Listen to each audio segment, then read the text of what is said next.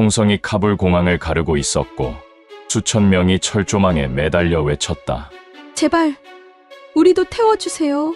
탈레반이 수도를 점령한 지 6시간, 세상은 무너지고 있었다. 그 순간, 그 누구도 예상하지 못한 깃발 하나가 공항에 도착했다. 대한민국 특수부대, 컴백 컨트롤팀, CCT, 전 세계 강대국들이 모두 포기하고 등을 돌린 그 순간, 그들은 앞으로 걸어갔습니다. 어떠한 명령도 없었습니다. 심지어 언론조차도. 하지만 그들의 목표는 분명했습니다. 이 땅에서 한국과 함께했던 이들을 절대 두고 가지 않는다. 한국은 길게 말하지 않았습니다. 행동으로 증명했습니다. 저는 그곳에서 똑똑히 지켜봤습니다. 그리고 그들을 향해 저는 아무 말 없이 경례를 올렸습니다. 마이클 컷쇼. 그의 사연을 지금 시작합니다. 그 전에 잠깐 1초 만에 누를 수 있는 좋아요 버튼을 꾹 눌러주시면 영상 제작에 아주 큰 힘이 됩니다. 그럼 바로 시작하겠습니다. 저는 마이클 컷쇼입니다. 나토 안보자문관으로 20년 넘게 전쟁터를 누비며 살아왔죠. 이라크, 시리아, 아프가니스탄까지. 제가 본 것들을 말씀드리자면 끝이 없을 겁니다. 2021년 8월 카불 공항이었어요. 그곳에서 저는 역사상 가장 혼란스러운 철군 작전을 목격하고 있었습니다. 컷쇼 대령 상황 보고서입니다. 부관이 건넨 서류를 받아들었습니다. 숫자들이 눈에 들어오더군요. 미군 철수 예정일까지 남은 시간, 대피해야 할 인원, 그리고 각국 협력자 명단. 한국 협력자 391명. 이건 불가능해. 저는 속으로 중얼거렸습니다. 20년간 쌓인 경험이 말하고 있었어요. 이 상황에서 400명 가까운 사람들을 안전하게 빼낸다? 말도 안 되는 일이었죠. 여기서 설명을 좀 드려야겠네요. 왜 이들이 위험한 상황에 처했는지 말입니다. 2001년부터 20년간 미군과 연합군이 아프가니스탄에 주둔했습니다. 한국도 그 일원이었어요. 한국은 바그람에 병원과 직업훈련원을 세웠고 차리카에는 지방재건팀을 파견했죠.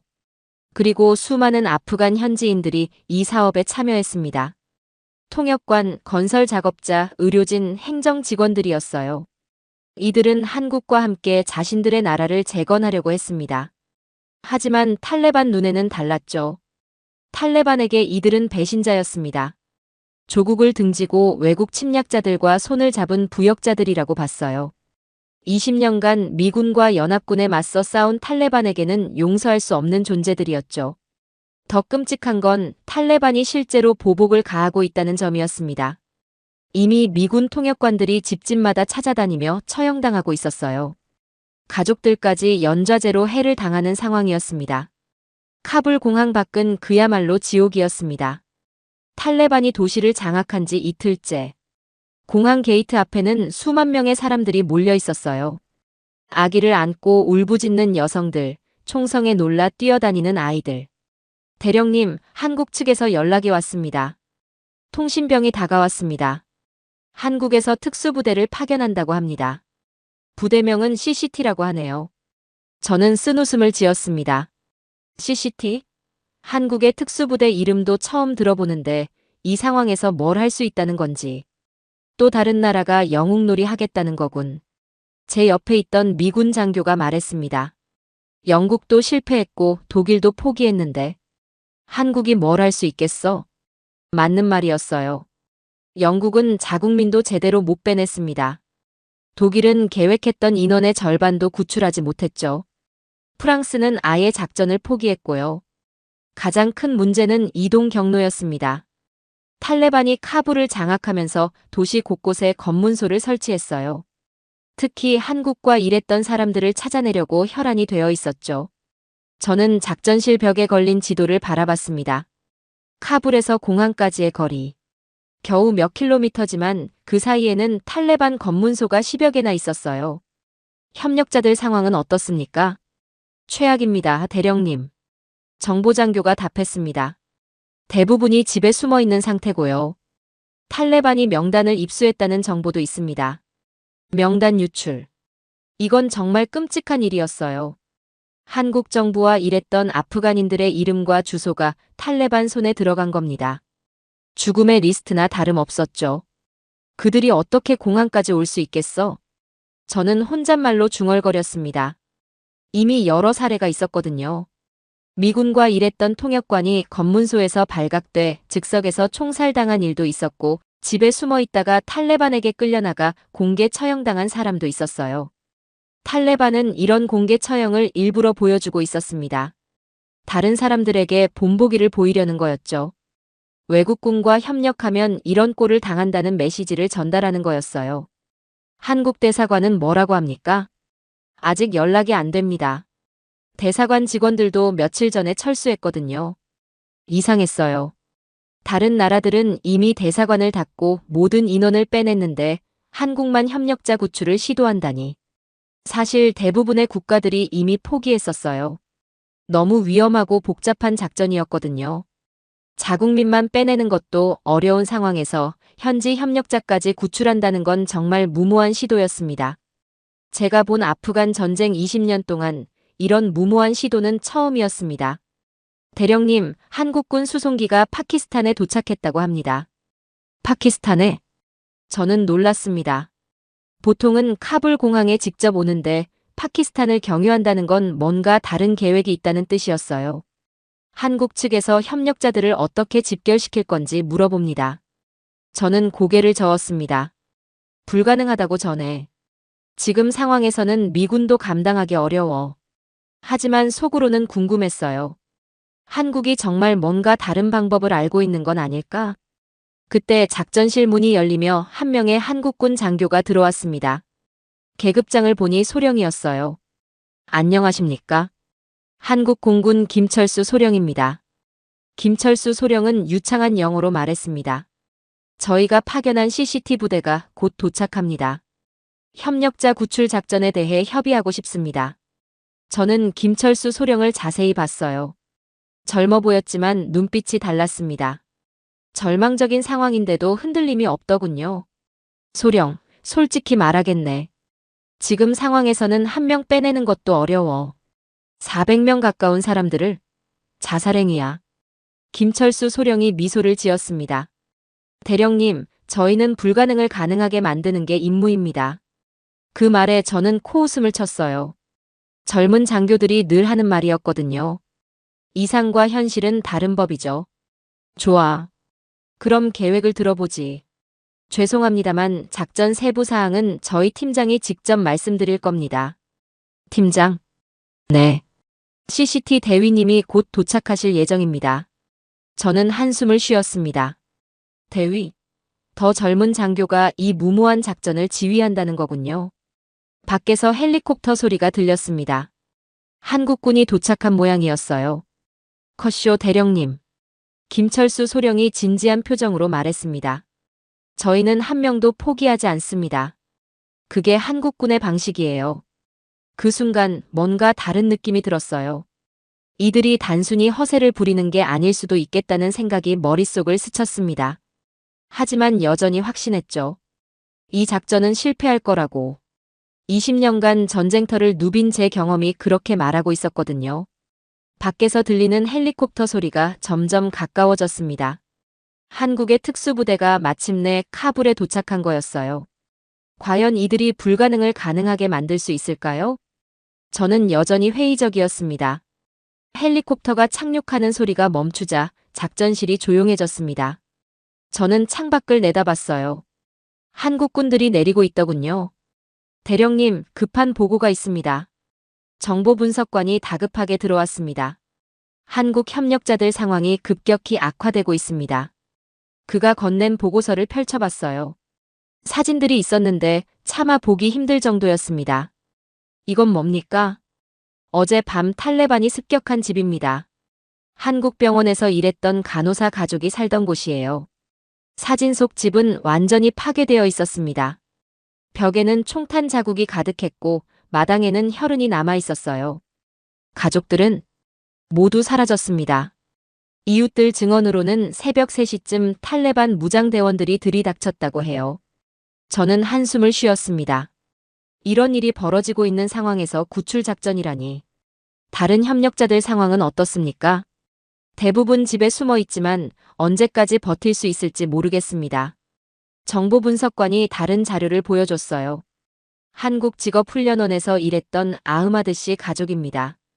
부인과 아이 셋이 있는데 막내가 겨우 2살이에요. 탈레반이 찾고 있나요? 네. 어제부터 동네를 뒤지고 다니고 있습니다. 아흐마드 씨가 한국어를 유창하게 한다는 걸 알고 있거든요. 한국어를 할 줄 안다는 것. 그것만으로도 위험한 상황이었습니다. 탈레반에게는 외국과 깊이 연관되어 있다는 증거였으니까요. 바그람 병원 의료진들은 어떻습니까? 이미 3명이 체포됐습니다. 공개적으로 해를 당할 위험에 처해 있다고 해요. 공개적인 처벌. 탈레반의 전형적인 방식이었어요. 다른 사람들에게 공포를 심어주려는 거죠. 저는 협력자 명단을 다시 봤습니다. 391명. 그 중에는 아이들도 많았어요. 5세 미만 영유아가 100여 명이나 됐습니다. 이 아이들을 어떻게 공항까지 데려온단 말입니까? 신생아도 있었어요. 8월에 태어난 아기 3명이 포함되어 있었습니다. 분유도 필요하고 의료 지원도 필요한 상황이었죠. 특히 걱정되는 건 여성들과 아이들이었어요. 탈레반은 여성들에게 더욱 가혹했거든요. 외국과 일했던 여성들은 더더욱 위험한 상황에 놓여 있었습니다. 그때 작전실 문이 열렸습니다. 한국군 장교 1명이 들어왔어요. 계급장을 보니 대위였습니다. 안녕하십니까? CCT 작전팀장 박민수 대위입니다. 박민수 대위는 생각보다 젊어 보였어요. 하지만 눈빛이 범상치 않았습니다. 대위, 상황은 파악했나? 네, 대령님. 정말 심각하네요. 박민수 대위가 지도를 펼쳤습니다. 협력자들이 시내 곳곳에 흩어져 있습니다. 가장 큰 문제는 탈레반 검문소예요. 맞습니다. 그래서 불가능하다는 거죠. 박민수 대위가 고개를 끄덕였습니다. 하지만 포기할 수는 없습니다. 왜죠? 다른 나라들은 모두 포기했는데. 저는 솔직히 물었습니다. 영국도, 독일도, 프랑스도 자국 협력자 구출을 포기했어요. 너무 위험하다고 판단했거든요. 실제로 그랬습니다. 영국은 계획했던 인원의 절반도 구출하지 못했고, 독일은 자국민 대피에만 집중했어요. 이탈리아와 스페인은 아예 협력자 구출 작전을 시도조차 하지 않았죠. 박민수 대위가 잠시 침묵했습니다. 그리고 천천히 입을 열었어요. 대령님, 저희는 이 사람들과 20년을 함께했습니다. 20년? 네. 2001년부터 한국이 아프가니스탄에 온 이후로 말이에요. 박민수 대위의 목소리에 감정이 섞여 있었습니다. 아흐마드 씨는 저희 직업훈련원에서 10년 넘게 일했어요. 파시드 씨는 병원에서 간호사로 8년을 근무했고요. 그렇다고 해서 이들은 단순히 돈 때문에 일한 게 아닙니다. 박민수 대위가 제 말을 끊었어요. 이들은 정말 자신의 나라를 더 좋게 만들고 싶어 했어요. 한국과 함께 아프가니스탄을 재건하고 싶어 했던 사람들입니다. 저는 박민수 대위를 다시 봤어요. 이 젊은 장교의 눈에서 확신을 읽을 수 있었습니다. 예를 들어 마리암이라는 여성이 있어요. 박민수 대위가 명단을 보며 말했습니다. 바그람 병원에서 아이들을 돌보는 간호사였는데 자신의 딸도 그 병원에서 치료받았거든요. 그 아이가 이제 건강하게 자라고 있어요. 하지만 현실적으로 대령님, 김철수 소령이 끼어들었습니다. 저희가 파악한 바로는 다른 나라들과 저희의 접근 방식이 다릅니다. 어떻게 다르죠? 다른 나라들은 협력자들을 집결지로 불러서 한꺼번에 이동시키려고 했어요.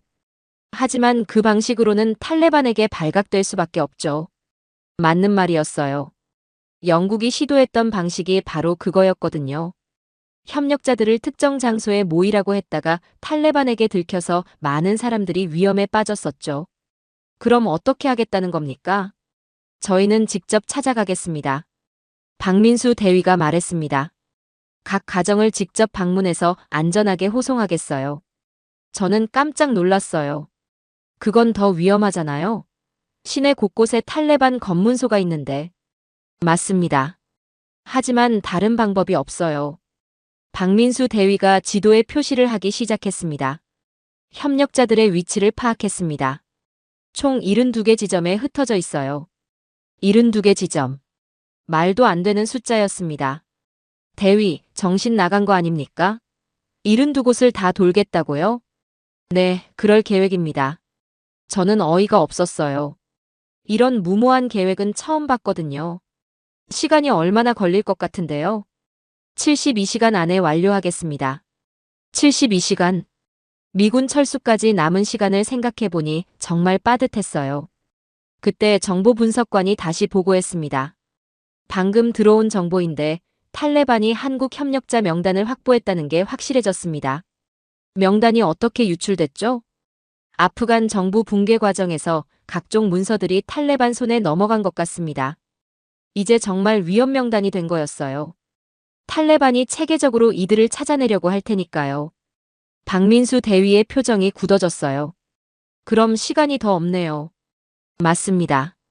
탈레반이 명단을 토대로 체계적인 추적을 시작했어요. 저는 박민수 대위를 봤습니다. 이 상황에서도 포기하지 않을 건지 궁금했어요. 대위, 솔직히 말해서 성공 가능성이 얼마나 된다고 생각해요? 박민수 대위가 잠시 생각했습니다. 객관적으로는 10%도 안 될 것 같습니다. 그런데도 하겠다는 거군요. 네. 왜죠? 박민수 대위가 저를 똑바로 봤어요. 대령님, 이들은 우리의 동료였습니다. 20년간 함께 일한 가족 같은 사람들이에요. 그 말에 저는 할 말이 없었어요. 저희는 목표나 임무로 이들을 보지 않습니다. 사람으로 봅니다. 사람으로 본다. 그 말이 마음에 박혔어요. 사실 저도 20년간 전쟁터에서 수많은 협력자들을 봤거든요. 하지만 언제나 임무의 일부로 목표의 하나로 봤었죠. 알겠습니다. 저는 천천히 고개를 끄덕였어요. 하지만 미군으로서는 지원할 수 있는 게 제한적이라는 점 이해해 주세요. 물론입니다. 저희도 그건 각오하고 왔어요. 박민수 대위가 일어서며 말했습니다. 저희는 우리 방식대로 해보겠습니다. 그때 저는 알 수 없는 감정이 들었어요. 이들이 정말 다른 무언가를 가지고 있는 게 아닐까 하는 생각이 들었습니다. 하지만 여전히 확신했어요. 이 작전은 실패할 거라고. 다음 날 아침, 저는 한국군 임시작전실로 향했습니다. 궁금했거든요. 이들이 정말 어떤 계획을 세웠는지 말이에요. 작전실 문을 열자마자 깜짝 놀랐습니다. 벽면 가득히 정밀한 지도와 사진들이 붙어 있었어요. 카불 시내 모든 검문소 위치, 탈레반 순찰 루트, 협력자들의 정확한 거주지까지. 이걸 언제 준비했습니까? 박민수 대위에게 물었어요. 어제 밤새 작업했습니다. 하룻밤에 이 정도를? 제가 본 정보의 정확도는 정말 놀라웠어요. 20년간 전쟁터에서 본 작전 준비 중에서도 손에 꼽을 만큼 치밀했습니다. 드론 정찰 결과입니다.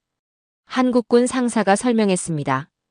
야간 투시 장비로 시내 전체를 스캔했어요. 탈레반 움직임 패턴도 파악했고요. 드론, 야간 투시. 이런 장비들을 이렇게 빨리 운용한다는 게 신기했어요. 여기 보시면 탈레반 검문소가 15개 있습니다. 박민수 대위가 지도를 가리켰습니다. 하지만 우회로가 있어요. 시간은 더 걸리지만 발각될 위험은 훨씬 줄일 수 있습니다. 우회로를 자세히 봤습니다. 골목길, 뒷골목, 심지어 하수도까지 표시되어 있었어요. 이 정보들은 어떻게 확보했습니까? 현지 정보원들이 있습니다. 김철수 소령이 답했습니다. 20년간 함께 일하면서 신뢰관계를 쌓은 사람들이에요. 지금도 연락이 됩니까? 네. 암호화된 통신으로 실시간 정보를 받고 있어요. 그때 제 눈에 특이한 장비들이 들어왔습니다. 작은 상자 같은 것들이 테이블에 놓여 있었어요. 이건 뭡니까? 위성 통신기입니다. 박민수 대위가 들어 보였어요. 각 팀마다 하나씩 가지고 들어갑니다. 실시간으로 상황을 공유할 수 있어요. 위성 통신기 크기가 정말 작았어요. 스마트폰보다 조금 큰 정도였습니다. 배터리는 얼마나 지속됩니까? 72시간 연속 사용 가능합니다. 정말 인상적이었어요. 이런 소형 장비로 72시간을 버틸 수 있다니. 작전은 어떻게 진행할 계획입니까? 저는 본격적으로 궁금해졌습니다. 박민수 대위가 지도에 색깔별로 표시를 했어요. 총 4개 팀으로 나눕니다. 각 팀이 담당 구역을 정해서 동시에 움직여요. 동시에? 네. 시간차를 두면 탈레반이 패턴을 파악할 수 있거든요. 합리적인 판단이었습니다. 각 팀은 몇 명입니까? 6명씩입니다. 최소 인원으로 최대 효과를 내려고 해요. 6명. 정말 소수 정예였어요. 무장은 최소한으로만 합니다. 발각되면 안 되니까요. 이때 한국군 중사가 다가왔습니다. 대위님, 준비 완료됐습니다. 뭐가 준비됐다는 겁니까? 제가 물었어요. 차량들입니다. 구경해 보시겠어요? 저는 박민수 대위를 따라 나갔습니다. 주차장에는 평범해 보이는 승합차들이 서 있었어요. 겉보기에는 일반 차량 같았습니다. 이게 작전 차량입니까? 네. 현지에서 구한 차량들이에요. 박민수 대위가 차 문을 열어줬습니다. 안을 보니 완전히 달랐어요. 통신 장비, 의료용품, 방탄 장비들이 빼곡히 들어있었습니다. 방탄 유리도 설치했습니다. 하룻밤에 이 모든 걸 저희 정비팀이 밤새 작업했어요. 정말 대단했습니다. 이런 신속함은 처음 봤거든요. 각 차량마다 역할이 다릅니다. 박민수 대위가 설명을 시작했어요. 선발대는 정찰과 경계를 담당하고 본대는 인원 수송, 후발대는 어무와 철수를 맡습니다. 체계적이었어요. 정말 전문적인 작전이었습니다. 그때 무전기에서 소리가 났습니다. 본부. 1팀에서 보고합니다. 1팀 말씀하세요. 첫 번째 목표 지점 도착했습니다. 상황 양호해요. 저는 깜짝 놀랐어요. 벌써 시작했습니까? 네. 새벽 5시부터 움직이기 시작했어요. 새벽 5시. 탈레반이 가장 경계를 늦추는 시간대였습니다. 어떤 곳부터 가는 겁니까? 가장 위험한 곳부터 시작해요. 박민수 대위가 지도를 가리켰습니다. 이 집에는 한국 병원 의사 가족이 살고 있어요. 어제부터 탈레반이 주변을 맴돌고 있다고 해요. 가장 위험한 곳부터. 보통은 쉬운 곳부터 시작하는데 이들은 달랐습니다. 왜 어려운 곳부터 합니까? 시간이 지날수록 탈레반 경계가 더 삼엄해져요. 그래서 지금이 기회예요. 논리적이었습니다. 무전기에서 다시 소리가 났어요. 목표 인원 확인했습니다. 가족 5명 모두 무사해요. 상황은? 주변에 탈레반 순찰대 없습니다. 이동 준비 중이에요. 저는 숨을 죽이고 들었어요. 정말 긴장되는 순간이었습니다. 이동 시작합니다. 10분 후에 다시 연락이 왔어요. 첫 번째 검문소 통과했습니다. 어떻게 통과했습니까? 제가 박민수 대위에게 물었어요. 위장 신분증과 가짜 서류를 준비했어요. 그리고 박민수 대위가 잠시 망설였습니다. 현지 협력자가 도와주고 있어요. 현지 협력자요? 네. 탈레반과 아무 관련 없는 사람인데 저희를 도와주겠다고 자원했어요. 왜 위험을 감수하면서까지? 그분도 한국과 일했던 사람들이 무사하길 바라거든요. 그 말을 듣고 가슴이 뭉클했어요. 이런 상황에서도 서로를 도우려는 사람들이 있다니. 무전기에서 또 소리가 났습니다. 이 팀에서 보고합니다. 두 번째 목표 지점 도착했어요. 3팀도 위치 도달했습니다. 4팀 준비 완료. 4개 팀이 모두 동시에 움직이고 있었어요. 정말 놀라운 조직력이었습니다. 대위, 솔직히 말해서 놀랐습니다. 저는 박민수 대위에게 말했어요. 이런 수준의 작전은 예상하지 못했어요. 감사합니다. 하지만 아직 시작일 뿐이죠. 진짜 어려운 건 지금부터예요. 박민수 대위가 고개를 끄덕였습니다. 맞습니다. 하지만 저희는 해낼 겁니다. 그 확신이 어디서 나오는지 궁금했어요. 그 확신의 근거가 뭡니까? 대령님, 저희는 이미 실패할 수 없는 이유가 있어요. 무엇입니까? 이들은 저희를 믿고 20년을 기다렸거든요. 20년을 기다렸다. 그 말이 마음에 와닿았어요. 무전기에서 긴급한 목소리가 들렸습니다. 본부, 3팀에 문제가 생겼습니다. 무슨 문제입니까? 탈레반 순찰대가 갑자기 나타났어요. 어떻게 하죠? 순간 작전실이 조용해졌습니다. 첫 번째 위기가 닥친 거였어요. 박민수 대위가 침착하게 말했습니다. 3팀 현재 위치에서 대기하세요. 다른 루트를 찾아드릴게요. 알겠습니다. 5분 후 다시 연락이 왔어요. 우회로 찾았습니다. 이동 재개해요. 조심하세요. 저는 이 모든 과정을 지켜보며 생각했습니다. 이들이 정말 다르구나. 단순히 임무를 수행하는 게 아니라 진심으로 사람들을 구하려고 하는구나. 하지만 여전히 의문이 있었어요. 과연 이 작전이 끝까지 성공할 수 있을까? 오후 2시 나토 긴급회의가 소집됐습니다. 각국 대표들이 모여 철수 작전 상황을 점검하는 자리였어요. 현재까지 각국 진행 상황을 보고해 주시기 바랍니다. 나토 작전사령관이 회의를 시작했습니다. 영국은 자국민 철수를 완료했습니다. 협력자 구출은 보류 상태고요. 독일도 마찬가지입니다. 보안상 이유로 추가 작전은 중단했어요. 프랑스는 내일까지만 작전을 진행하고 철수할 예정입니다. 하나씩 보고를 들으니 모든 나라가 비슷한 상황이었어요.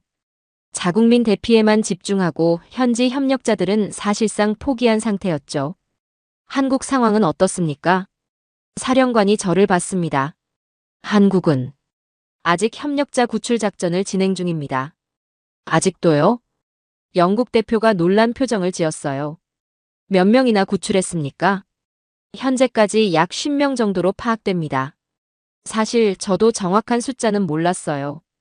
한국 팀이 워낙 비밀스럽게 작전을 진행하고 있었거든요. 목표 인원은 몇 명인가요? 391명입니다. 회의실이 순간 조용해졌습니다. 391명이라고요? 독일 대표가 다시 물었어요. 네, 맞습니다. 말도 안 돼요. 지금 상황에서 그 인원을 다 구출한다는 건 불가능해요. 프랑스 대표가 고개를 저었습니다. 한국이 너무 무모한 시도를 하는 거 아닙니까? 저도 그렇게 생각합니다. 이탈리아 대표도 동조했어요. 다른 나라들은 모두 현실적인 판단을 내렸는데 한국만 고집을 부리는 것 같아요. 분위기가 점점 좋지 않았습니다. 마치 한국이 무리한 작전으로 다른 나라들에게 부담을 주고 있다는 식이었어요. 커쇼 대령, 한국팀과 직접 협의해 보셨죠? 사령관이 제게 물었습니다. 네, 그렇습니다. 어떤 느낌이었습니까? 저는 잠시 망설였어요. 솔직히 말하면 한국팀의 능력은 인정해야 했거든요. 준비는 철저했습니다. 하지만 성공 가능성은 역시 어렵다는 말씀이군요. 그렇습니다. 그때 통신병이 급히 들어왔습니다. 긴급 보고입니다. 한국팀이 공항 통제구역 진입을 요청했어요. 통제구역이요? 사령관이 놀랐습니다. 네. 구출한 협력자들을 공항으로 데려오려고 하는데 현재 진입이 제한된 상태라고 해요. 공항 통제구역은 미군이 엄격하게 관리하는 곳이었어요. 보안상 이유로 허가받지 않은 인원의 출입을 금지하고 있었죠. 얼마나 많은 인원인지 확인됐습니까? 약 80명 정도라고 합니다. 80명. 생각보다 많은 숫자였어요. 한 번에 80명을 들여보낸다고요? 영국 대표가 의아해했습니다. 보안 검색만 해도 몇 시간이 걸릴 텐데요. 맞는 말이었어요. 한 명씩 신원 확인하고 검색하려면 정말 오랜 시간이 필요했죠. 게다가 이들이 정말 한국 협력자인지 어떻게 확인합니까? 독일 대표가 우려를 표했어요. 가짜 서류를 가진 사람들이 섞여 있을 수도 있잖아요. 이것도 현실적인 우려였습니다. 실제로 다른 나라 작전에서 그런 사례가 있었거든요. 저는 공항 통제실로 연락을 했습니다. 한국팀 상황 어떻습니까? 지금 게이트 앞에서 대기 중입니다. 진입 허가를 기다리고 있어요. 인원 구성은? 가족 단위로 왔네요. 아이들도 많고 노인분들도 계세요. 가족들이라니. 정말 민간인들이 맞는 것 같았어요. 한국 담당자와 통화할 수 있습니까? 잠시만요. 곧 박민수 대위의 목소리가 들렸습니다. 커쇼 대령님, 박민수입니다. 대위, 지금 상황이 복잡해요. 나토에서는 보안상 우려를 표하고 있어요. 알고 있습니다. 신원 확인에 시간이 오래 걸릴 것 같은데 어떻게 할 겁니까? 저희가 보증하겠습니다. 보증이라니요? 이 사람들은 모두 저희가 직접 확인한 분들이에요. 20년간 함께 일한 사람들입니다. 박민수 대위의 목소리에는 확신이 있었어요. 하지만 절차는 지켜야 하지 않겠습니까? 물론입니다. 하지만 지금 이 순간에도 더 많은 사람들이 위험에 처해 있어요. 그때 나토 사령관이 제게 손짓했습니다. 대위, 잠시만요. 저는 사령관에게 다가갔어요. 어떻게 하시겠습니까? 나토 차원에서는 보안을 우선시해야 하는데요.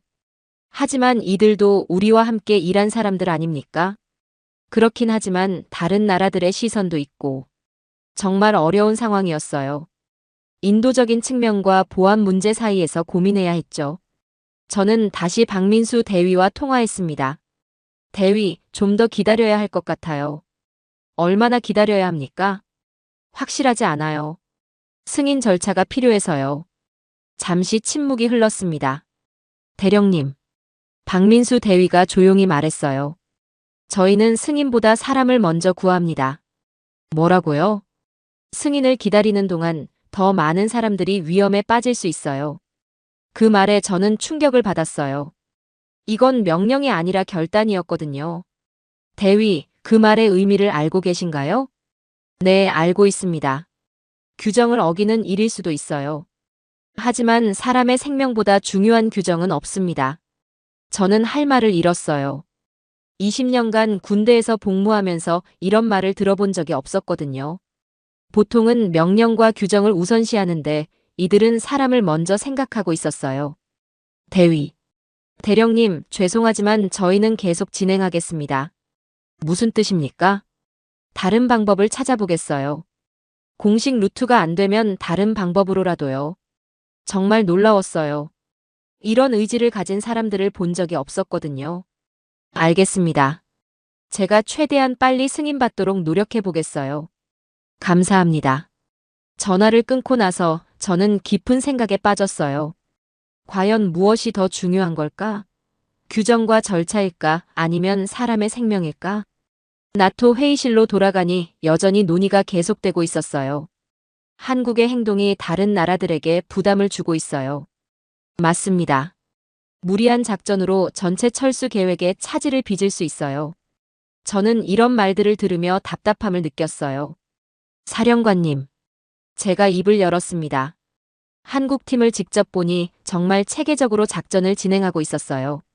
그렇다고 해서 그리고 이들이 구하려는 사람들은 정말 우리와 함께 일한 동료들입니다. 회의실이 조용해졌어요. 물론 보안도 중요하죠. 하지만 이들을 그냥 버려둘 수는 없지 않습니까? 영국 대표가 고개를 저었어요. 컷쇼 대령, 감정적으로 접근하시면 안 됩니다. 감정적이라고요? 저는 조금 화가 났어요. 20년간 우리와 함께 일한 사람들을 구하는 게 감정적입니까? 하지만 현실적으로 한국은 지금 해내고 있어요. 다른 나라들이 포기한 일을 말이에요. 제 목소리가 조금 높아졌습니다. 회의실 분위기가 묘해졌어요. 모든 시선이 저에게 집중됐죠. 컷쇼 대령, 진정하세요. 사령관이 말했습니다. 죄송합니다. 하지만 제 생각에는 한국을 지원해야 한다고 봅니다. 왜 그렇게 생각하십니까? 이들이 정말 다른 무언가를 가지고 있어요. 단순히 임무가 아니라 진심으로 사람들을 구하려고 하거든요.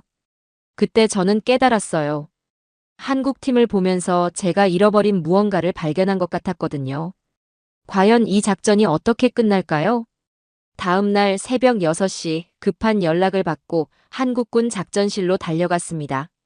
무슨 일입니까? 박민수 대위가 화난 얼굴로 저를 맞았어요. 대령님, 성공했습니다. 뭐가 성공했다는 겁니까? 첫 번째 가족 구출에 성공했어요. 검문소 2개를 무사히 통과해서 공항에 도착했습니다. 저는 깜짝 놀랐어요. 정말 해낸 거였나요? 어떻게 가능했습니까? 드론 정찰 결과를 토대로 우회 루트를 이용했어요. 시뮬레이션대로 진행됐습니다. 박민수 대위가 흥분된 목소리로 설명했습니다. 현장팀과 통화해 보시겠어요? 저는 고개를 끄덕였어요. 1팀. 현재 상황 보고해 주세요. 네, 본부. 여기 1팀입니다. 무전기에서 젊은 하사의 목소리가 들렸어요. 아흐마드 씨 가족 5명 모두 무사히 공항에 도착했습니다. 구출 과정에서 문제는 없었나요? 첫 번째 검문소에서 약간 긴장했지만 준비한 서류로 무사히 통과했어요. 두 번째 검문소는 우회로를 이용해서 아예 피했습니다. 드론 정찰 정보가 정확했어요. 정말 놀라웠어요. 계획대로 진행된 거였습니다. 구출된 가족들 상태는 어떻습니까? 모두 건강합니다. 특히 아흐마드 씨가 정말 감격해하고 있어요. 어떤 반응이었나요? 처음에는 믿지 못하더라고요. 정말 한국에서 온 게 맞냐고 몇 번이나 물어봤어요. 저는 상상해봤어요. 절망적인 상황에서 갑자기 나타난 구원의 손길을 만난 그들의 심정을 말이죠.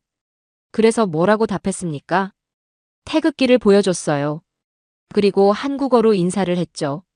그랬더니 아흐마드 씨가 눈물을 흘리며 고맙다고 계속 말하더라고요. 무전기 너머로도 감동이 전해졌어요. 박민수 대위가 옆에서 덧붙였습니다. 아흐마드 씨는 한국직업훈련원에서 12년간 일하신 분이에요. 한국어도 유창하시죠? 12년이라니 정말 오래됐네요. 네. 그분에게 한국은 제2의 조국 같은 곳이에요. 그때 다른 팀에서도 연락이 왔습니다. 본부, 여기 이 팀입니다. 이 팀 상황 보고하세요. 바그람 병원 간호사 파시드 씨 가족도 구출 완료했습니다. 두 번째 성공이었어요. 어떻게 진행됐나요? 예상보다 수월했어요. 새벽 시간대라 탈레반 활동이 적더라고요. 가족들 반응은? 파시드 씨 부인이 계속 울고 계세요. 기쁨의 눈물이지만요. 저는 점점 놀라워졌어요. 정말 해내고 있었거든요. 3팀에서도 보고 드립니다. 말씀하세요. 한국 대사관에서 일하던 통역관 하산 씨 가족 구출했어요. 세 번째 성공. 연속으로 성공하고 있었습니다. 모두 몇 명이나 구출됐습니까? 박민수 대위가 명단을 확인했어요. 현재까지 총 23명입니다. 23명이요? 네. 세 가족 모두 합쳐서요. 아직 시작일 뿐인데도 벌써 23명을 구출한 거였어요. 저는 작전실 벽에 붙은 지도를 다시 봤습니다.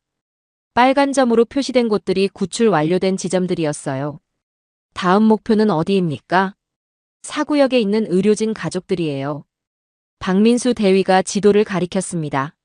하지만 이 지역은 좀 더 위험해요. 탈레반 활동이 활발한 곳이거든요. 어떻게 접근할 계획입니까? 야간 작전으로 전환할 예정이에요. 어둠을 이용해서 말이죠. 그때 무전기에서 긴급한 목소리가 들렸습니다. 본부, 4팀에서 급보입니다. 4팀 무슨 일입니까? 목표 지점 근처에 탈레반 순찰대가 있어요. 어떻게 하죠? 첫 번째 위기 상황이었어요. 박민수 대위가 즉시 대응했습니다. 4팀 현재 위치에서 대기하세요. 드론 정찰 결과 확인하고 지시하겠습니다. 알겠습니다. 박민수 대위가 태블릿을 확인했어요. 실시간 드론 영상이 나오고 있었습니다. 탈레반 순찰대가 3명 있네요. 차량 한 대도 있고요. 화면을 보니 정말 위험해 보였어요. 어떻게 하시겠습니까? 기다려야죠. 이들이 지나갈 때까지요. 30분을 기다렸습니다. 정말 긴장되는 시간이었어요. 본부, 순찰대가 지나갔어요. 확실합니까? 네, 드론으로도 확인했어요. 안전합니다. 그럼 작전 재개하세요. 알겠습니다. 1시간 후 좋은 소식이 들려왔어요. 4팀, 임무 완료했습니다. 정말입니까? 네. 닥터 사미라 가족 7명 모두 구출했어요. 7명. 생각보다 큰 가족이었어요. 가족 구성이 어떻게 됩니까? 할머니, 부모님, 그리고 아이들 4명이에요. 아이들도 무사한가요? 네, 모두 건강해요. 막내가 3살인데 정말 귀여워요. 그 말을 듣고 저는 가슴이 뭉클했어요. 3살짜리 아이까지 구해낸 거였거든요. 닥터 사미라 반응은 어땠나요? 처음에는 꿈인 줄 알았다고 해요. 그러다가 저희가 한국어로 말하니까 그제야 믿더라고요.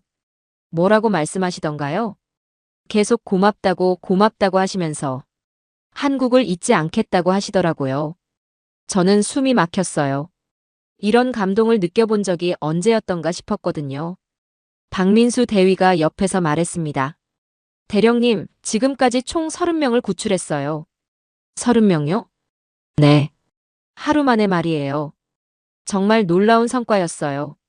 다른 나라들이 포기한 일을 한국이 해내고 있었거든요. 이 속도라면 이틀 안에 절반은 구출할 수 있을 것 같아요. 그때 제 머릿속에 떠오른 단어가 있었어요. 미라클. 기적. 정말 기적이 일어나고 있었어요. 저는 박민수 대위를 봤습니다. 대위, 솔직히 말하면 저는 확신하지 못했어요. 어떤 걸 말씀이세요? 이 작전이 성공할 거라는 걸요. 박민수 대위가 미소를 지었습니다. 저희도 쉽지 않다는 걸 알고 있었어요. 그런데 어떻게? 대령님, 저희에게는 포기할 수 없는 이유가 있었거든요. 그게 뭔가요? 이 사람들이 저희를 믿고 20년을 기다렸어요. 그 믿음을 저버릴 수는 없었죠. 그 말을 듣고 저는 깨달았어요. 이들이 가진 건 단순한 기술이나 장비가 아니었어요. 사람에 대한 믿음이었죠. 무전기에서 또 다른 팀의 목소리가 들렸습니다. 본부, 5팀에서 보고합니다. 말씀하세요. 다음 목표 지점 도착했어요. 작전 개시하겠습니다. 조심하세요. 네, 알겠습니다. 저는 이 모든 과정을 지켜보며 생각했어요. 지금 제가 보고 있는 건 단순한 구출 작전이 아니었어요. 인간이 인간을 지키려는 숭고한 노력이었죠. 그리고 그 순간 저는 확신했어요. 이들이 정말 기적을 만들어낼 거라고. 대위. 네, 대령님. 이 작전의 코드명이 뭐라고 했죠? 미라클입니다. 미라클. 정말 적절한 이름이었어요. 지금 일어나고 있는 일이 바로 기적이었거든요. 작전 시작 2일째 오후 상황이 급변했습니다. 대령님, 긴급 상황입니다. 정보 분석관이 숨을 헐떡이며 작전실로 뛰어들어왔어요. 무슨 일입니까? 탈레반이 한국 구출 작전을 눈치챘습니다. 저는 깜짝 놀랐어요. 그동안 비밀리에 진행되던 작전이 발각된 거였나요? 박민수 대위도 급하게 다가왔습니다. 어떻게 알았습니까? 방금 전 탈레반 무전을 감청한 결과예요. 정보 분석관이 녹음 파일을 틀었습니다. 아랍어였지만 통역관이 실시간으로 번역해줬어요. 외국군이 우리 감시망을 피해 사람들을 빼내고 있다. 모든 검문소 경계를 강화하라. 공항으로 향하는 모든 길목을 봉쇄하고 의심스러운 차량은 즉시 정지시켜라. 상황이 심각했어요. 지금까지 성공적으로 진행되던 작전에 빨간불이 켜진 거였습니다. 현재 구출팀들 위치는 어떻습니까? 박민수 대위가 급하게 확인했어요. 1팀과 2팀은 이미 공항으로 복귀했고 3팀은 시내에서 대기 중입니다. 4팀은 지금 막 다음 목표 지점으로 향하고 있어요. 그때 무전기에서 긴급한 목소리가 들렸습니다. 본부, 3팀에서 급보입니다. 3팀, 상황 보고하세요. 진입로에 탈레반 검문소가 새로 생겼어요. 차량 3대, 무장병력 약 15명 정도 됩니다. 15명. 지금까지 봤던 검문소 중 가장 큰 규모였어요. 우회로는 어떻습니까? 모든 우회로에도 검문소가 설치됐어요. 완전히 포위된 상태입니다. 박민수 대위의 얼굴이 굳어졌어요. 대기 중인 협력자는 몇 명입니까? 80명입니다. 20가족이 집결 지점에서 기다리고 있어요. 80명. 상당히 많은 숫자였습니다. 그 중에는 아이들과 노인들도 많이 포함되어 있었어요. 얼마나 오래 숨어 있을 수 있을까요? 길어야 12시간 정도일 것 같아요. 그 이후에는 말을 잇지 못했지만 무슨 뜻인지 알 수 있었어요. 저는 나토 본부에 연락을 했습니다. 현재 상황을 보고드립니다. 한국 작전에 문제가 생겼어요. 어떤 문제입니까? 탈레반이 작전을 감지했습니다. 공항 진입로가 모두 봉쇄됐어요. 잠시 침묵이 흘렀습니다. 컷쇼 대령, 솔직히 예상했던 일 아닙니까? 무슨 뜻입니까? 처음부터 무리한 작전이었어요. 이제라도 포기하는 게 현명한 판단일 거예요. 저는 화가 났어요. 80명이 고립되어 있다고 했잖아요. 하지만 전체 철수 계획에 차질을 빚을 수는 없어요. 그럼 그 사람들은 어떻게 하라는 겁니까? 유감스럽지만 어쩔 수 없는 일이죠. 저는 전화를 끊었어요. 너무 화가 나서 더 이상 대화할 수 없었거든요. 박민수 대위가 제게 다가왔습니다. 대령님, 나토 반응이 어떻습니까? 포기하라고 하네요. 포기요? 너무 위험하다는 게 이유예요. 박민수 대위가 잠시 생각에 잠겼습니다. 대령님, 솔직히 말씀드리면 저희도 고민이 돼요. 어떤 고민입니까? 지금 상황에서는 정말 위험해요. 팀원들의 안전도 보장할 수 없고요. 맞는 말이었어요. 무리해서 들어갔다가 구출팀까지 위험에 빠질 수 있었거든요. 그럼 정말 포기하시겠습니까? 박민수 대위가 고개를 저었어요. 아니요. 절대 포기할 수 없어요. 왜입니까? 저 80명 안에는 저희와 10년 넘게 함께 일한 사람들이 있어요. 박민수 대위가 명단을 펼쳤습니다. 이 할머니는 병원에서 청소를 하신 분인데 늘 저희에게 아프간 전통차를 끓여주셨어요. 이 아저씨는 직업훈련원에서 목공 기술을 가르치신 분이고요. 이 아이는 겨우 6살인데 한국어로 인사할 줄 알아요. 하나하나 소개를 들으니 이들이 단순한 숫자가 아니라는 걸 알 수 있었어요. 그때 김철수 소령이 들어왔습니다. 대위님 결정하셨습니까? 네. 저희가 직접 나가겠습니다. 직접 나간다고요? 저는 깜짝 놀랐어요. 지금 상황에서 어떻게 나간다는 겁니까? 대령님, 저희는 준비가 되어 있어요. 박민수 대위가 지도를 펼쳤습니다. 탈레반 검문소 배치를 분석해봤어요. 한 곳에 빈틈이 있어요. 빈틈이요? 네. 여기 하수도 통로가 있어요. 여기로 진입하면 검문소를 피할 수 있어요. 하수도. 정말 위험한 방법이었어요. 그 통로로 80명이 다 지나갈 수 있을까요? 시간은 오래 걸리겠지만 가능해요. 얼마나 걸릴 것 같습니까? 최소 6시간은 필요할 것 같아요. 6시간. 그 시간 동안 발각되지 않을 수 있을까요? 너무 위험하지 않습니까? 위험하죠. 하지만 다른 방법이 없어요. 박민수 대위의 눈에는 결의가 가득했어요. 혹시 실패하면 어떻게 하시겠습니까? 실패는 생각하지 않아요. 하지만 대령님, 저희는 이미 150명을 구출했어요. 150명이요? 네. 지금까지 성공률이 90%예요. 정말 놀라운 성과였어요. 이제 남은 건 240명이에요. 절반 이상을 해낸 거죠. 하지만 앞으로가 더 어려울 텐데요. 맞습니다. 하지만 저희는 끝까지 해낼 거예요. 그때 무전기에서 목소리가 들렸습니다. 본부, 여기 4팀입니다. 4팀, 상황 어떻습니까? 저희도 검문소에 막혀서 진입하지 못하고 있어요. 위치는 집결 지점에서 2km 떨어진 곳이에요. 박민수 대위가 지도를 확인했어요. 4팀도 하수도 통로를 이용하면 될 것 같아요. 정말 무모한 계획 같았어요. 하지만 다른 방법이 없었죠. 대위, 정말 하시겠습니까? 네. 저희가 나가겠습니다. 팀원들은 동의합니까? 이미 논의했어요. 모두 찬성했습니다. 그 순간 저는 깨달았어요. 이들에게는 정말 특별한 무언가가 있다는 걸요. 포기라는 단어가 없는 사람들이었어요. 알겠습니다. 최대한 지원하겠어요. 감사합니다. 박민수 대위가 일어서며 말했습니다.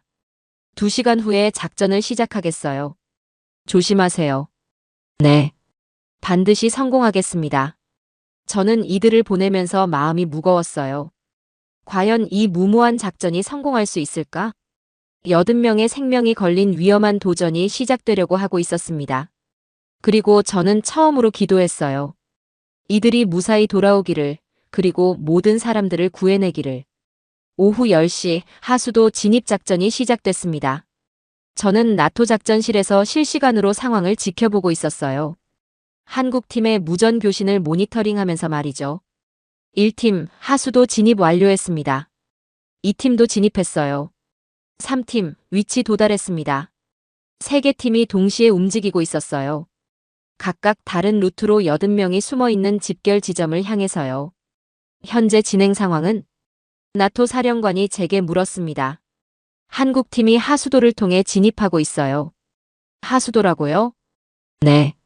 탈레반 검문소를 피할 수 있는 유일한 방법이었거든요. 사령관이 고개를 저었어요. 정말 무모한 시도군요. 그때 무전기에서 긴장된 목소리가 들렸습니다. 본부 1팀입니다.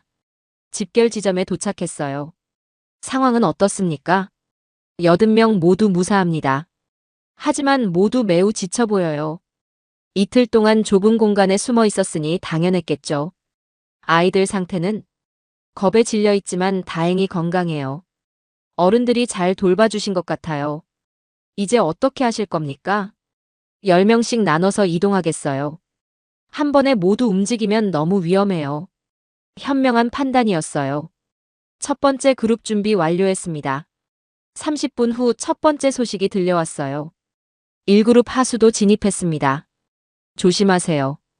통로가 좁으니까 천천히 이동하세요. 알겠습니다. 저는 시계를 봤어요. 자정이 넘어가고 있었습니다. 이때 영국 대표가 작전실에 들어왔어요. 한국 작전 어떻게 됐습니까?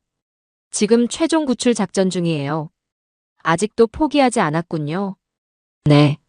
끝까지 해내려고 하고 있어요. 영국 대표가 의아한 표정을 지었어요. 정말 이해가 안 돼요. 왜 이렇게까지 하는 거죠? 저는 잠시 생각했습니다. 글쎄요. 아마도 이들에게는 포기라는 게 없는 것 같아요. 그때 무전기에서 기쁜 소식이 들렸습니다. 본부 1그룹 공항 도착했습니다. 정말입니까? 네. 10명 모두 무사히 도착했어요. 첫 번째 성공이었어요. 2그룹도 출발 준비 완료했습니다. 조심해서 가세요. 1시간 후 2그룹도 도착했습니다. 두 번째 성공. 3그룹 출발합니다. 4그룹도 준비됐어요. 이제 패턴이 잡혔어요. 10명씩 나눠서 안전하게 이송하는 거였죠. 새벽 3시가 됐을 때였어요. 본부 마지막 그룹입니다. 몇 명 남았습니까? 20명이에요. 이제 정말 마지막이에요. 마지막 그룹에는 가장 어린 아이들과 노인분들이 포함되어 있었어요. 특별히 주의할 점이 있습니까? 할머니 한 분이 걸으시기 어려워하세요. 부축해서 가야 할 것 같아요. 시간이 더 걸리겠네요. 괜찮아요. 천천히 안전하게 가겠습니다. 1시간 30분이 지났을 때였어요. 본부. 마지막 그룹도 도착했습니다. 그 순간 작전실이 조용해졌어요. 정말입니까? 80명 모두요? 네. 모두 무사히 도착했어요. 저는 믿을 수 없었어요. 정말 해낸 거였나요? 박민수 대위의 목소리가 들렸습니다. 대령님, 보고 드립니다. 말씀하세요. 현재까지 총 391명 구출 완료했습니다. 391명. 목표했던 모든 인원이었어요. 단 한 명의 부상자도 없이요. 부상자가 없다고요? 네. 모두 건강하게 도착했어요. 정말 기적이었어요. 나토 사령관도 믿을 수 없다는 표정이었어요. 정말 대단한 일을 해냈군요. 그때 한국 팀에서 마지막 보고가 들어왔어요. 모든 협력자분들이 수송기에 탑승했습니다. 확인됐습니까? 네. 391명 전원 탑승 확인했어요. 언제 이륙합니까? 10분 후 이륙 예정입니다. 저는 관제탑으로 달려갔어요. 이 역사적인 순간을 직접 보고 싶었거든요. 관제탑에서 보니 한국 수송기가 활주로에 서 있었어요. 이륙 준비 완료됐습니다. 허가합니다. 수송기가 천천히 움직이기 시작했어요. 그 안에는 391명의 사람들이 타고 있었죠. 20년간 한국과 함께 일했던 소중한 사람들이요. 수송기가 하늘로 올라가는 모습을 보며 저는 말문이 막혔어요. 정말 해낸 거였어요. 그때 박민수 대위가 관제탑으로 올라왔습니다. 대령님. 대위, 정말 대단했어요. 감사합니다. 저는 박민수 대위를 바라봤어요. 이 젊은 장교가 불가능을 가능하게 만들어낸 거였어요. 어떤 기분입니까? 박민수 대위가 잠시 생각했어요. 안도감이 가장 커요. 모두 무사히 구했다는. 그리고요? 자랑스러워요. 저희가 해낸 일이 말이에요. 정말 자랑스러워해도 될 일이었어요. 그때 저는 자연스럽게 경례를 올렸어요. 20년 군 생활을 하면서 이렇게 진심으로 경례한 적이 언제였는지 모르겠더라고요. 박민수 대위도 경례로 답했어요. 다음 날 나토 긴급회의가 소집됐습니다. 한국의 작전 결과를 보고받겠습니다. 사령관이 회의를 시작했어요. 저는 일어서서 보고했습니다. 한국은 목표했던 391명을 모두 구출했습니다. 모두요? 네. 한 명의 예외도 없이 전원 구출했어요. 회의실이 조용해졌어요. 부상자는 한 명도 없습니다. 작전 기간은 72시간이었습니다. 영국 대표가 놀란 표정으로 물었어요. 어떻게 그런 일이 가능했습니까? 저는 잠시 생각했어요. 정밀한 계획과 완벽한 실행력, 그리고요? 사람에 대한 진심이었던 것 같아요. 독일 대표가 고개를 끄덕였어요. 정말 대단한 일이군요. 맞습니다. 한국의 전술력은 고도의 실전 수준이었어요. 사령관이 정리했습니다. 이번 한국의 작전은 나토 역사에 기록될 만한 성과입니다. 그날 저녁, 저는 혼자 생각에 잠겼어요. 20년간 전쟁터에서 봤던 수많은 작전들 중에서 이런 감동을 준 건 처음이었어요. 한국 팀이 보여준 건 단순한 군사작전이 아니었어요. 인간이 인간을 지키려는 숭고한 노력이었죠. 그리고 그들이 증명한 건 이거였어요. 진심과 의지가 있으면 불가능도 가능하게 만들 수 있다는 것. 저는 그날 한국에게서 많은 것을 배웠어요. 진정한 강함이 무엇인지를요. 그것은 무력이 아니라 사람을 향한 따뜻한 마음이었어요. 391명의 기적. 그것은 한국이 세계에 보여준 가장 아름다운 승리였습니다. 작전이 끝나고 일주일 후 전 세계 언론이 한국의 기적을 보도하기 시작했습니다. 저는 워싱턴에 있는 제 사무실에서 뉴스를 보고 있었어요. 한국이 해낸 불가능한 일. 391명 전원 구출 성공. 다른 나라들이 포기한 상황에서 한국만이 끝까지 포기하지 않았다. 완벽한 작전. 단 한 명의 부상자도 없이. CNN, BBC, 폭스뉴스까지. 모든 언론이 한국 이야기를 다루고 있었어요. 그때 전화가 걸려왔습니다. 커쇼 대령, UN 본부에서 전화 왔어요. UN이요? 네. 한국 작전에 대한 브리핑을 요청한다고 해요. UN까지. 정말 전 세계가 주목하고 있었어요. 다음 날 UN 본부에서 열린 회의에 참석했습니다. 커쇼 대령님, 직접 목격하신 한국의 작전에 대해 말씀해 주시기 바랍니다. 저는 마이크 앞에 섰어요. 한국의 작전은 군사적 관점에서 완벽했습니다. 구체적으로 어떤 점이 인상적이었습니까? 첫째, 치밀한 계획이었어요. 72시간 만에 391명을 구출한다는 건 상상하기 어려운 일입니다. 둘째는 실행력이었어요. 계획대로 정확히 진행했죠. 마지막으로 저는 잠시 생각했어요. 사람을 향한 진심이었습니다. 그들에게 이 작전은 임무가 아니라 가족을 구하는 일이었어요. 회의장이 조용해졌어요. 독일 대표가 손을 들었습니다. 커쇼 대령님, 솔직히 말씀해 주세요. 처음에는 회의적이었죠? 맞습니다. 불가능하다고 생각했어요. 언제 생각이 바뀌었습니까? 한국 팀을 직접 봤을 때요. 이들이 가진 건 단순한 기술이 아니었어요. 무엇이었습니까? 신념이었습니다.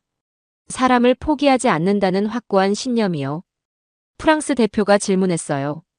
앞으로 이런 상황이 또 생긴다면 한국을 모범으로 삼아야 한다고 생각해요. 왜 그렇게 생각하십니까? 한국이 증명했거든요. 강대국이라는 건 크기가 아니라 정신으로 결정된다는 걸요. 그 말에 박수가 터져 나왔어요. 회의가 끝나고 UN 사무총장이 저를 따로 불렀습니다. 커쇼 대령님, 한국의 이번 작전을 UN 평화유지 활동의 모범 사례로 기록하려고 합니다. 정말입니까? 네. 앞으로 전 세계 평화유지군이 배워야 할 사례라고 봅니다. 며칠 후 더 놀라운 소식이 들려왔어요. 한국에 도착한 아프간 협력자들의 이야기였죠. 인천공항에 도착한 391명 모두 건강한 상태로 확인됐습니다. 이들은 특별기여자 자격으로 한국에 정착하게 됩니다. 한국 정부는 주택, 교육, 의료 등 모든 지원을 약속했습니다. 정말 끝까지 책임지는 거였어요. 그때 제게 한국에서 편지가 왔습니다. 구출됐던 아흐마드 씨가 보낸 거였어요. 컷쇼 대령님께. 저는 아흐마드입니다. 한국에 온 지 한 달이 됐어요. 제 아이들이 한국 학교에 다니기 시작했어요. 처음에는 언어가 어려웠지만 친구들이 많이 도와줘요. 아내는 한국어 배우는 걸 정말 좋아해요. 매일 공부하고 있어요. 그런데 가장 놀라운 건 한국 사람들이에요. 길에서 저희를 보면 반갑게 인사해 주세요. 아프간에서 온 걸 알고도 따뜻하게 대해주죠. 어제는 이웃 할머니가 김치를 나눠주셨어요. 매워서 눈물이 났지만 맛있었어요. 제 딸이 그림을 그렸어요. 비행기와 태극기가 그려져 있어요. 한국이 우리를 구해줬어요 라고 쓰여 있고요. 대령님, 한국은 정말 따뜻한 나라예요. 20년 전 처음 한국 사람들을 만났을 때도 그랬지만 지금도 변하지 않았어요. 언젠가 제 아이들이 자라서 누군가에게 도움을 줄 수 있는 사람이 되었으면 좋겠어요. 한국이 저희에게 해준 것처럼요. 감사합니다. 아흐마드 드림. 편지를 읽고 눈시울이 뜨거워졌어요. 그때 박민수 대위에게서도 연락이 왔어요. 대령님, 안녕하세요. 대위, 어떻게 지내세요? 잘 지내고 있어요. 그런데 신기한 일이 있었어요. 무슨 일입니까? 외국 기자들이 계속 인터뷰 요청을 해와요. 당연하죠. 전 세계가 관심 갖고 있잖아요. 어제는 일본 기자가 왔는데 정말 놀라더라고요. 뭘 보고요? 한국의 체계적인 작전 능력을 보고요. 일본도 비슷한 상황에서 실패했는데 한국은 성공했다면서요. 일본도 인정하는 거였어요. 유럽 기자들도 마찬가지였어요. 독일, 프랑스가 포기한 걸 한국이 해냈다고 하면서요. 어떤 기분이에요? 자랑스러워요. 우리가 한국인이라는 게 말이에요. 그 말을 듣고 저도 뭉클했어요. 한 달 후, 저는 한국을 방문했습니다. 직접 구출된 분들을 만나보고 싶었거든요. 인천공항에 도착하니 박민수 대위가 마중 나왔어요. 대령님, 한국에 오신 걸 환영해요. 초대해줘서 고마워요. 이번에 특별한 분들을 만나뵐 수 있어요. 경기도에 있는 정착시설로 갔습니다. 그곳에서 아흐마드 씨 가족을 만났어요. 컷쇼 대령님. 아흐마드 씨가 반갑게 인사했어요. 한국어가 더 늘어있더라고요. 어떻게 지내세요? 정말 잘 지내고 있어요. 한국은 천국 같아요. 아이들은 학교에서 친구들과 잘 지내요. 벌써 한국어로 노래도 불러요. 정말 신기했어요. 다른 가족들도 만났어요. 닥터 3이라는 한국 병원에서 의사로 일하기 시작했어요. 한국 의료 시스템이 정말 훌륭해요. 많이 배우고 있어요. 파시드 씨는 간호사 자격증을 준비하고 있었어요. 한국어가 어렵지만 열심히 공부하고 있어요. 모든 분들이 밝은 표정이었어요. 그날 저녁 한국 정부에서 감사 만찬을 열어줬어요. 컷쇼 대령님께서 많은 도움을 주셨어요. 외교부 장관이 말했습니다. 아니에요. 저는 지켜본 것뿐이에요. 실제로 해낸 건 한국 팀이었죠. 하지만 대령님의 지원이 큰 힘이 됐어요. 만찬이 끝나고 박민수 대위와 한강을 걸었어요. 대위, 지금 기분이 어때요? 뿌듯해요. 정말 잘한 일이라는 생각이 들어요. 앞으로 계획은? 계속 이런 일을 하고 싶어요. 사람을 구하는 일을요. 그때 저는 깨달았어요. 한국이라는 나라의 진짜 힘이 뭔지를요. 무기나 경제력이 아니라 사람을 소중히 여기는 마음이었어요. 대령님. 네. 혹시 한국에 대해 생각이 바뀌었나요? 저는 잠시 생각했어요. 완전히 바뀌었어요. 어떻게요? 처음에는 작은 나라라고 생각했어요. 하지만 지금은 위대한 나라라고 생각해요.